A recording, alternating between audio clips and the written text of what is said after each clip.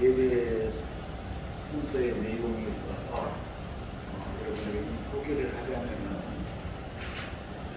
우리가 이제 매주 예배를 드릴 때에 대표 기도를 드립니다. 우리 이 대표 기도를 맡으신 집사님이 잠시 마음을 정리하는 그런 시간이 좀 필요하다 해서 이렇게 대표 기도를 잠시 멈추고 있고요. 그리고 나서 우리가 주기도문을 합니다. 우리가 대표 기도하고 또 주기도문을 하는 이유가 있어요. 사실은 우리가 대표 기도라고 할 때에 이 대표 기도는 여러분 잘 아시길 바라는 것이 예배를 위한 대표 기도예요. 그래서 오늘 우리가 드리는 이 예배가 하나님께서 기쁘시게 받으실 만한 예배가 되도록 우리의 마음의 기도를 모아서 이렇게 기도를 드리는 것이죠. 그런데 혹간 어떤 이들은 이 대표 기도를 하면은 그런 분이 있어요. 대한민국 방방곡곡 구석구석마다 그 기도를 하고 우주 천지까지 다 이어가고 미국을 위해서도 기도하고 정말 그러다 보면은 그 기도가 너무 산으로 가고 또 예배를 돕기 위해서 드려지는 기도가 오히려 예배를 혼란스럽게 하고 많은 회중들이 고통스럽게 하는 그런 경험들이 있어요.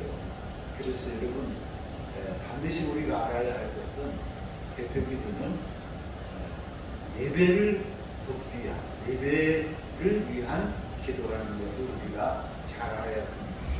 그럼에도 불구하고 우리 사람이 드리는 기도는 항상 자기의 판단, 자기의 생각으로 가득 차 있어요. 그래서 우리는 사람은 하나님 앞에 마땅히 하나님의 영광을 위한 기도를 드려야 되는데 내 사리 사욕을 위해서 기도하는 경우가 너무 많이 있다는 거죠. 그래서 기도를 드리고 우리가 아멘을 합니다. 그렇지만은 아무래도 마음에 꺼림직해. 여러분 그러지 그래요 안 그래요? 그런 경험이 있어요? 마음이 좀 꺼림직해. 왜 그러냐면 내가 하나님의 뜻을 쫓아서 드려진 기도가 아니라 어떻게 보면 내 사리 사욕을 위한 기도를 너무 했거든.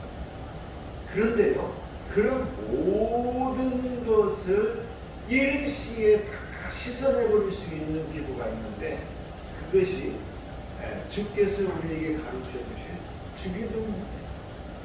여러분 기도 많이 해야 되죠. 날마다 기도해야 되죠. 그런데 기도를 어떻게 하는지 모르겠다. 주기도문 하시기 바랍니다.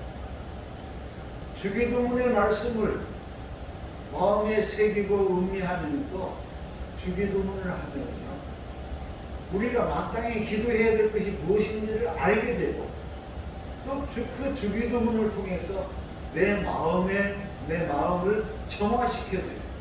깨끗하게 합니다. 그래서 우리가 항상 기도를 드리고 나서 이 주기도문을 합니다. 그래서 오늘도 우리가 그런 의미에서 이 주기도문을 통해서 우리의 마음의 자세를 갈아엎는 그런 시간. 본론 들어가서 마가복음을 살펴보고 있는데요. 마가복음을 보면서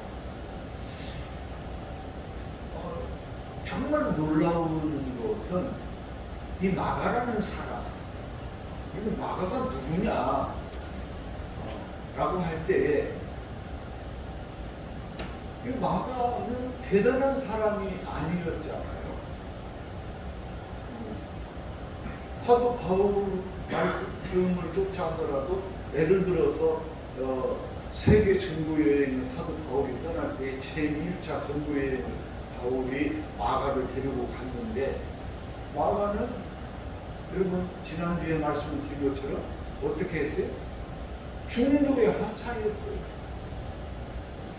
그래가지고 이 마가가 중도에 하차하고 돌아가 버리니까 여러분이 전도 여행, 복음 전도하는 것이, 이것이 뭐 장난하는 것도 아니고 놀러 가는 것도 아니고 복음 전하러 가는, 하나님 주신 사명 감당하기 위해서 간 것인데, 중간에 한 사람이 떨어져 나가버리니 그 다음은 어떻게 됐겠어요? 얼마나 민망스럽고 얼마나 부끄럽고 하나님 앞에 얼마나 죄송스러운 일입니까? 그런 마가인데, 이 마가가 이 마가복음을 썼다. 그런데 마가복음은 어디에서 썼냐, 언제 썼냐, 이것이 매우 중요한데요. 마가가 이 마가복음을 쓸 때에는 대체적으로 AD 50년 후반경에서, 혹은 어떤 면인데 AD 70년까지 또 바라와요. AD 50년 후반에서 AD 60년 중반 사이, 이때 정도 마가복음을 기록하지 않았나, 이렇게 이제 학자들마다 이견이 많이 있어요. 아무튼 AD 70년을 넘지 않아요.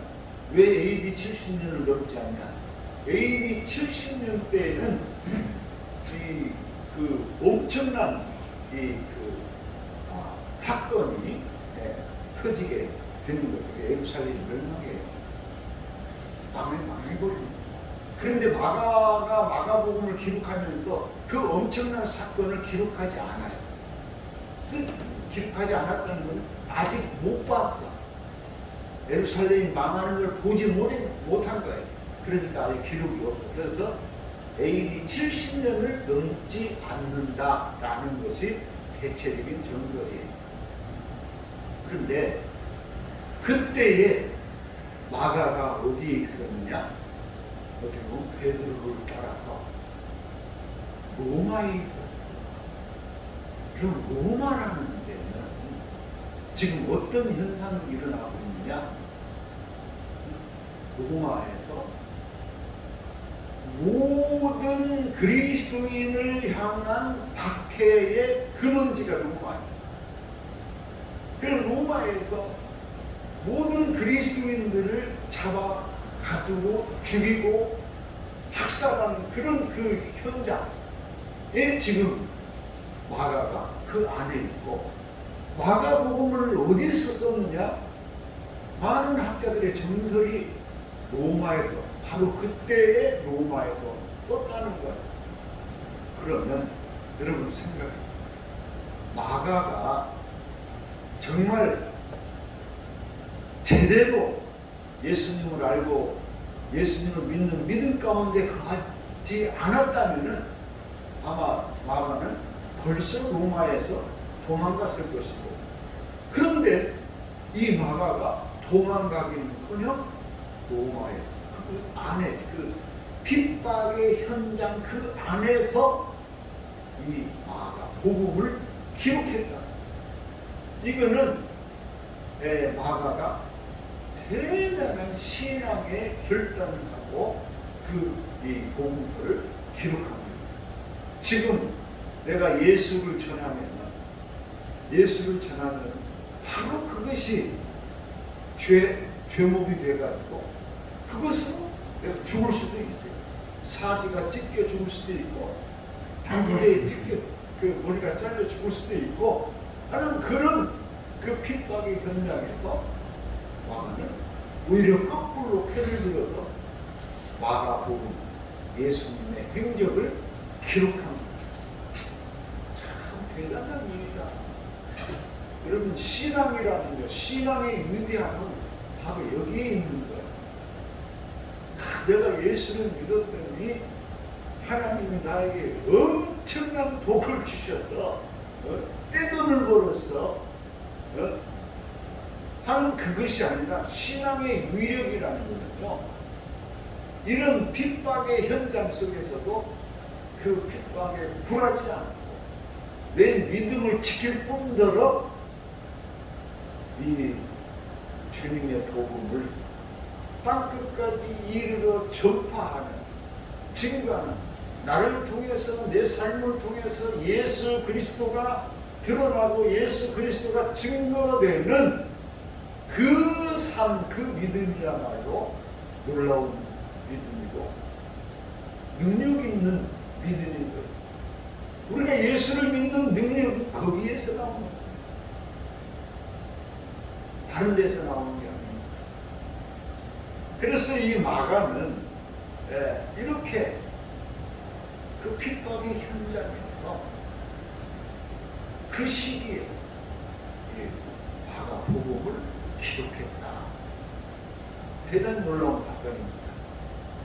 그런데 제가 이 마가복음 본론으로 들어가면서 1장 1절의 말씀을 볼 때에 이 마가가 그렇게 그 똑똑한 것 같지는 않았는데 근데 너무너무 예수 그리스도를 예수님의 정체성을 너무 적나라하게 너무 정확하게 표현하고 있다, 이렇게 말씀을 드립니다. 하나님의 아들 예수 그리스도의 복음의 시작이다. 지금 마가가 예수님을 증거하는데 어떻게 첫 마디가 하나님의 아들 예수 그리스도의 복음. 그리고 하나님, 이제 제가 이제 본론으로 들어가서 하나님이 누구예요? 제가 우리가 이 하나님을 얘기할 때 너무 애매합니다, 사실. 그래서 우리나라에도요, 대체적으로 제가 판단할 때 우리나라의 한 85%에서 90%는 하나님을 믿어요. 안 믿는다 해도 믿어요. 그런데 그 하나님이 어떤 하나님이냐라고 할 때 우리는 이제 거기서 좀 헷갈리게 되는 거예요.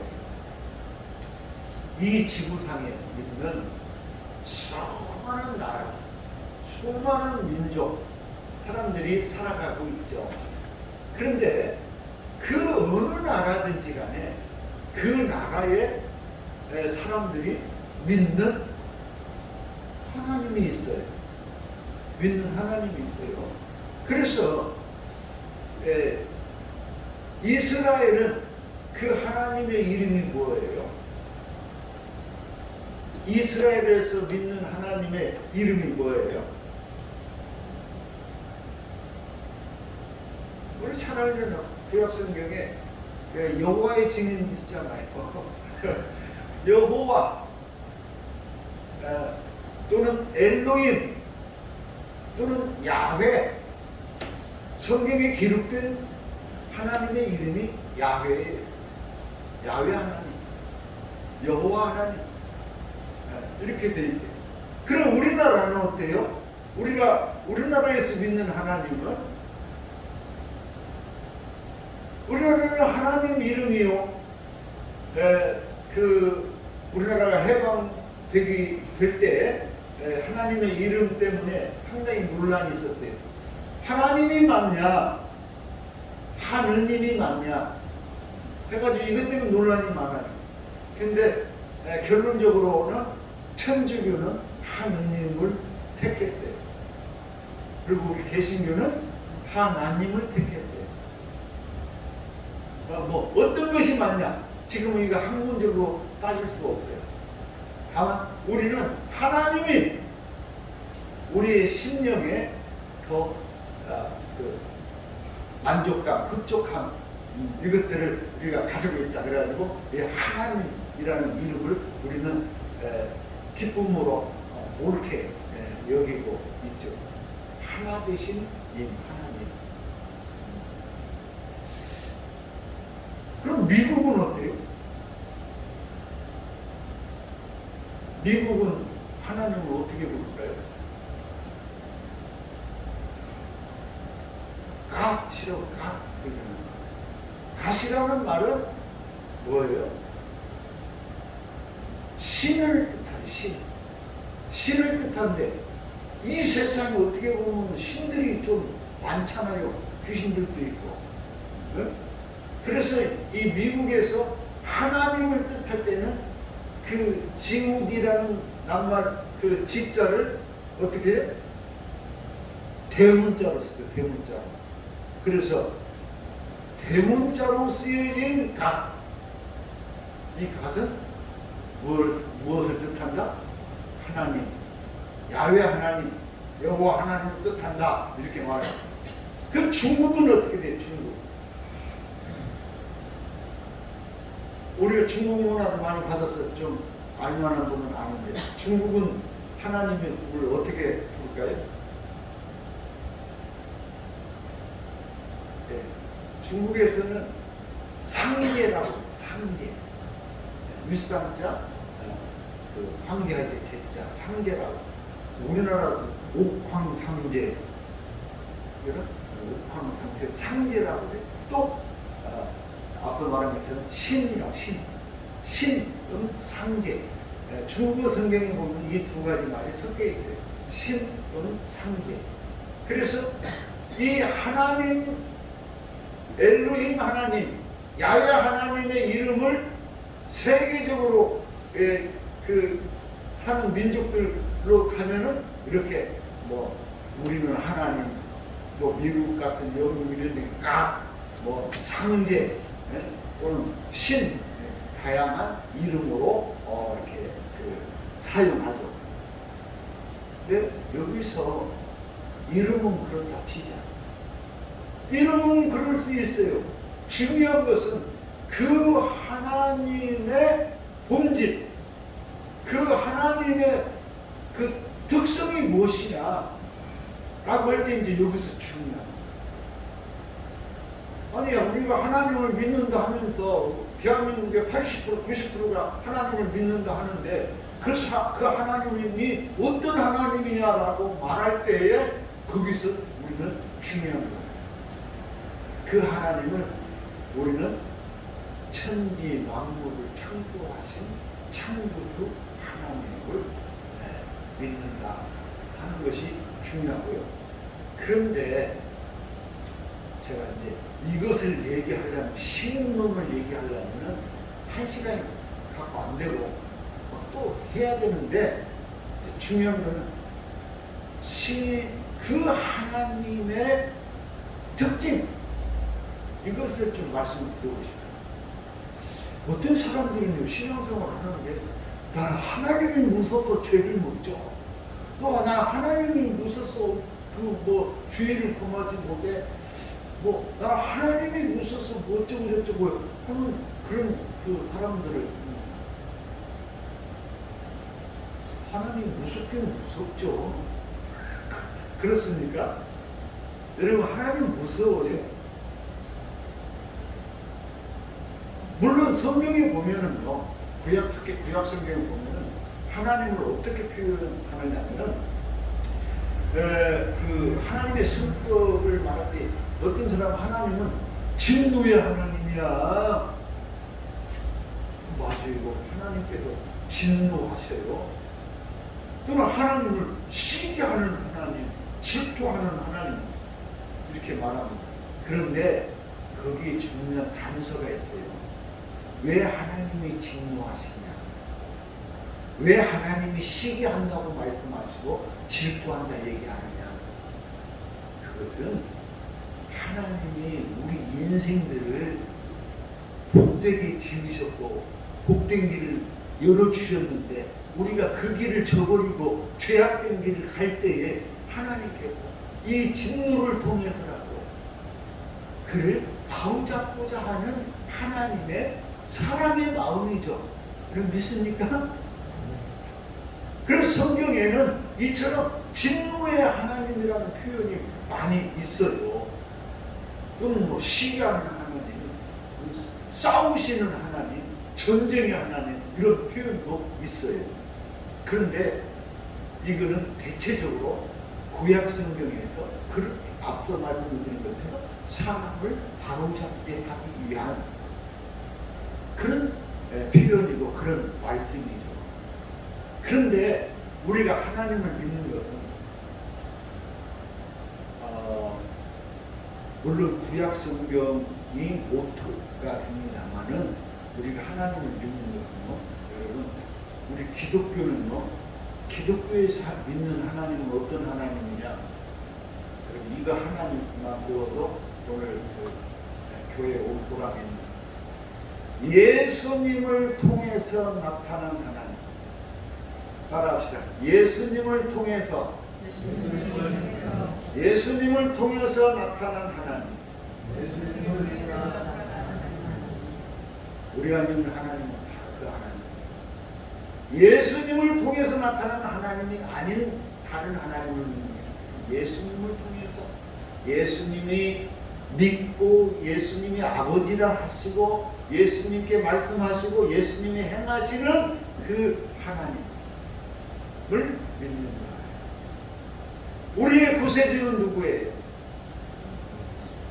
우리의 구세주는 예수님이에요.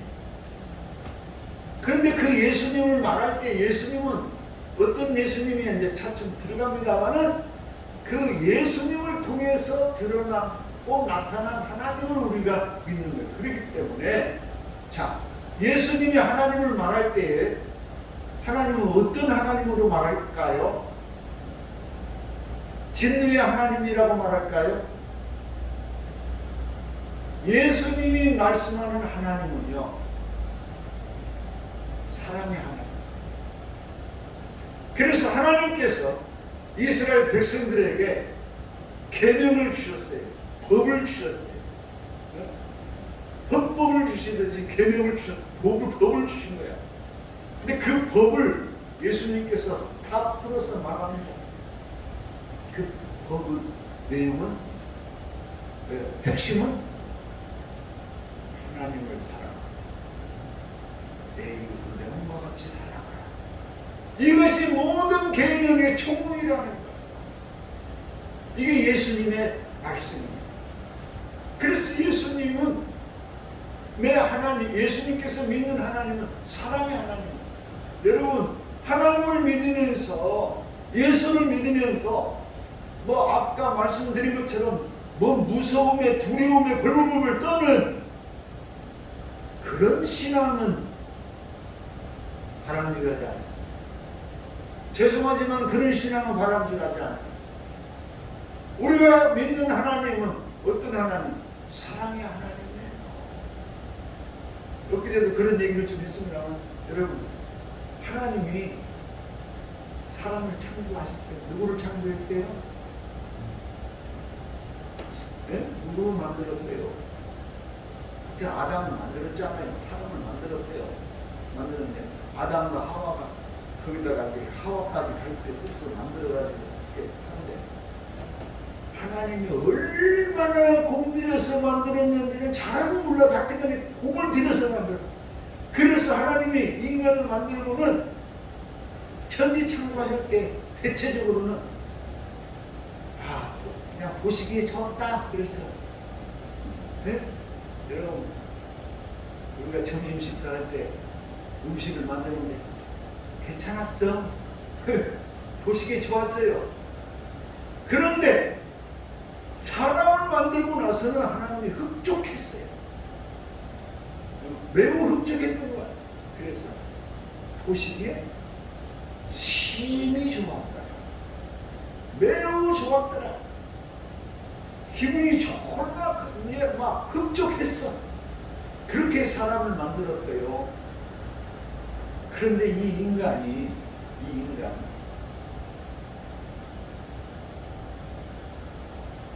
자기를 만든 그 하나님을 내 뜻을 쳐버리고 원수마귀에 꼬임에 그것도 뱀이 와갖고 뱀 같은 것이 와가지고 꼬이니까 야, 하나님이 선악과 먹지 말라고 했나?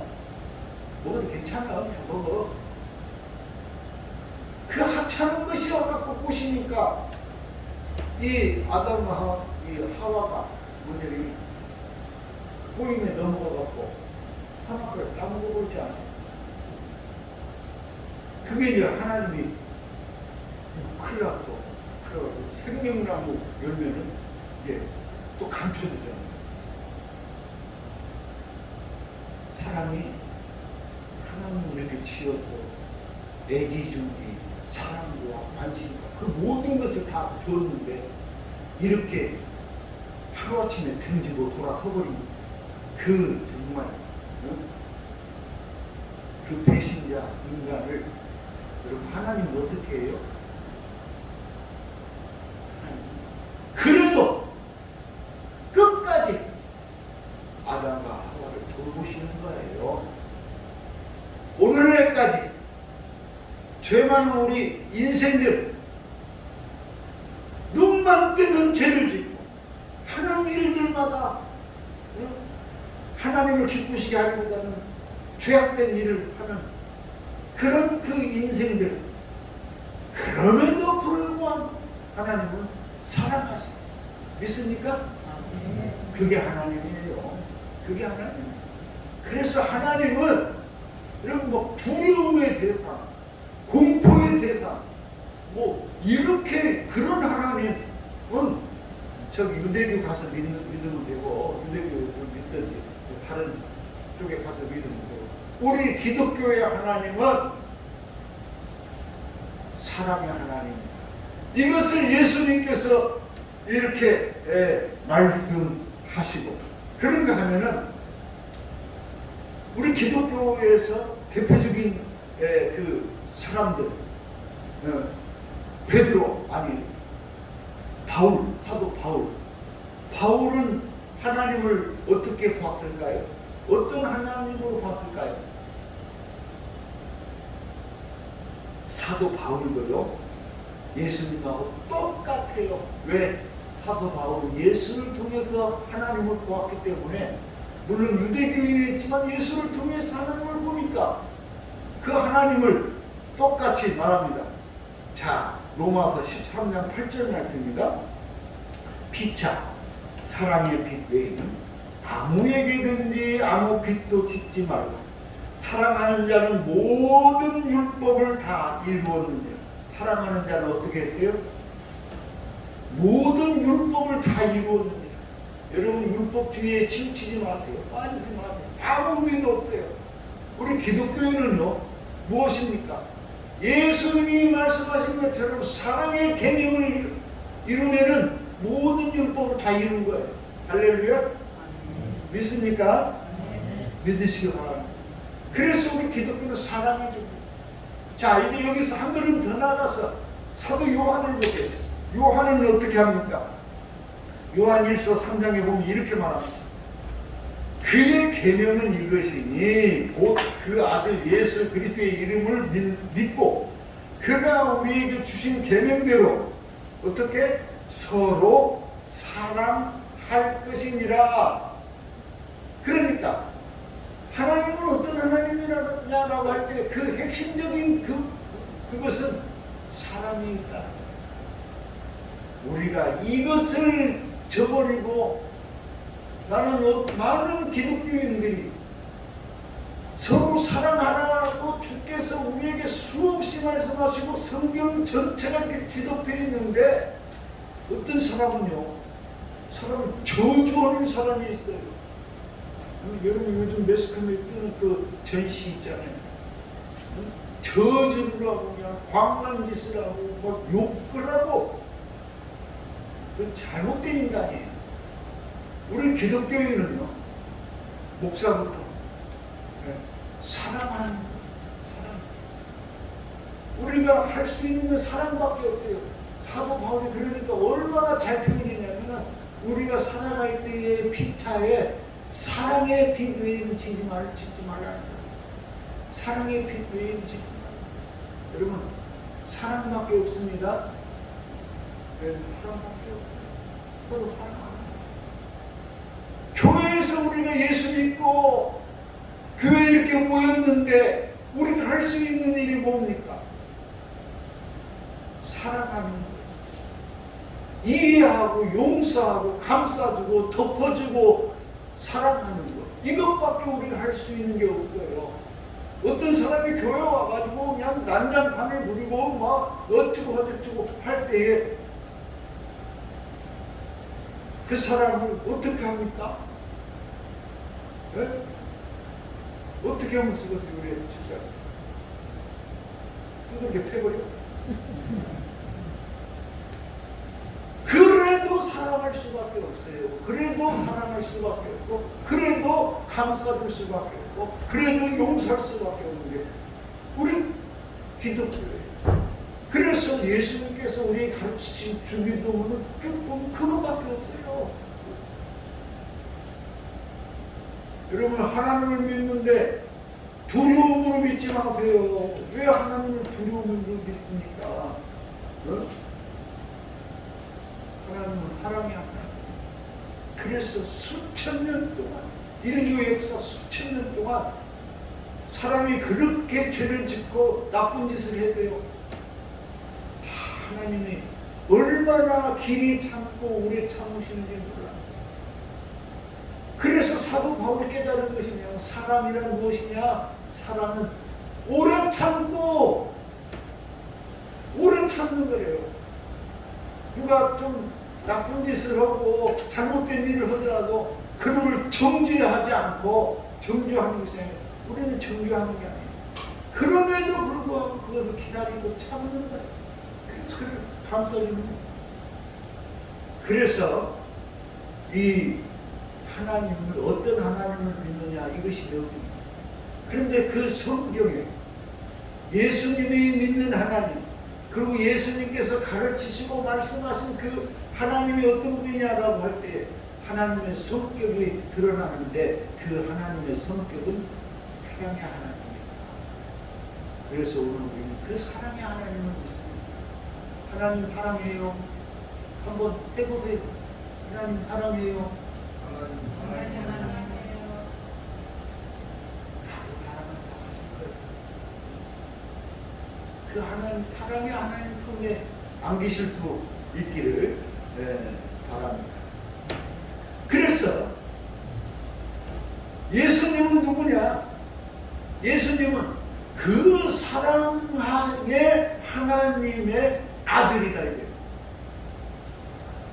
예수가 누구냐? 오늘 이 마가복음을 쓰면서 첫 마디를 예수님을 말하기 위해서 주는 단어가 하나님의 아들 예수라는 거예요. 하나님의 아들.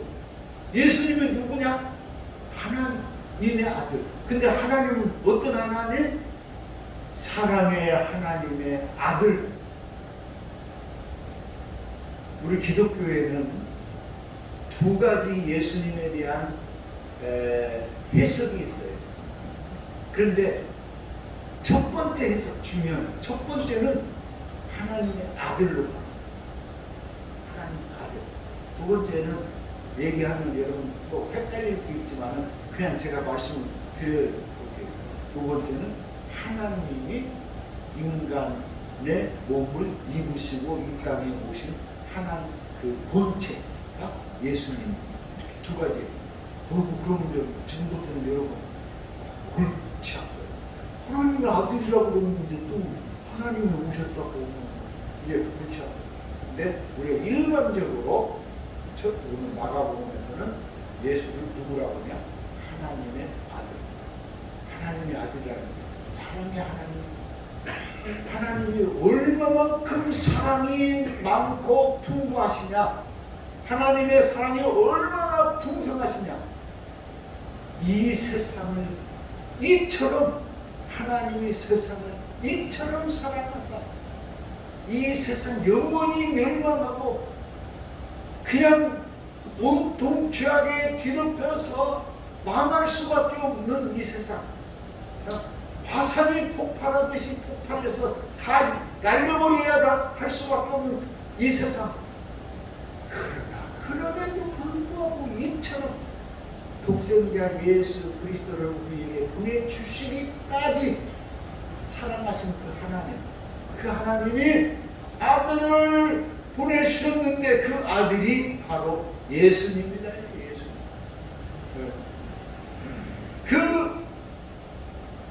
이 마가는 이 마가복음을 기록하면서 예수가 누구냐?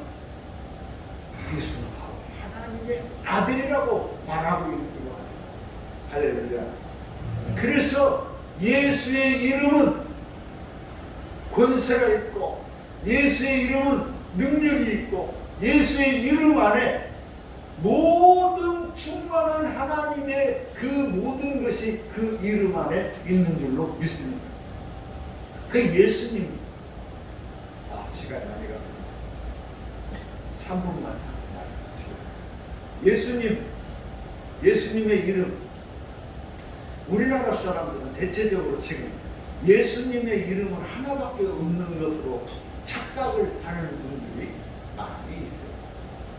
우리가 예수 배우니까 예수를 믿는 예수님이라는 이름은 하나밖에 없는 것처럼 우리가 생각하는데, 구약 성경에는 히브리어로는 예수님이라는 이름이 뭐하고 똑같아요? 여호수아라는 이름이 있죠. 여호수아가 누구예요? 여호수아가 누구예요? 모세의 후계자 여호수아. 그 여호수아라는 이름이 예수예요. 우리가 또 아는 선지자 호세아 있잖아요. 호세아 선지자. 이 호세아 선지자 얘기하면 참 눈물 나는 선지자. 근데 그 호세아라는 이름이 예수라는 이름이에요. 똑같은 이름입니다. 그러니까 옛날 시대로 돌아가서 옛날 이스라엘 유대 땅에서는 이 여호수아 또는 호세아 이 이름이 많았어요. 사람들이 많았어요. 우리나라로 말로 하면 철수, 그런 정도의 이름입니다. 예수님도 그렇게 그냥 흔한 이름 중에 하나였습니다. 그런데 그 예수는 라는 이름을 풀어보니까 그분이 바로 이 세상을 구원할 자라는 이름이에요. 그 이름이. 그러니까 하나님의 아들 이 예수님이 이 세상을 구원할 자다. 이런 뜻입니다. 그러면서 예수라는 말만 쓰는 게 아니라 그 뒤에 그리스도라는 말을 써요. 그리스도라는 말은 무슨 말이냐? 우리가 어떤 목사님들이 대화를 하는데 그리스도라는 말이 무슨 말인지는 몰라. 그냥 우리가 너무 입에 붙었어. 여러분, 우리가 예수 그리스도 하면 너무 입에 붙었어. 예수 그리스도라는 말, 그 말을 잘 알아요. 예수는 이름이 예수예요. 이름이에요. 그런데 그 뒤에 그리스도라고 이렇게 붙였잖아요. 근데 다른 복음서에는 이렇게 예수 그리스도 이렇게 붙이지 않았어요. 근데 마가복음에서 이렇게 붙였어요. 그 말은 뭔 말이냐면 예수는 그리스도다 이런 말. 예수는 그리스도라는 말은 메시아라는 말이에요. 예수는 구세주라는 말이에요. 메시아는 다시 말하면 구세주. 그러니까 마가복음에서 마가가 이 예수를 쓸 때 예수는 누구냐? 하나님의 아들이고 이 예수는 메시아고 구세주다. 이 세상을 구원할 자다.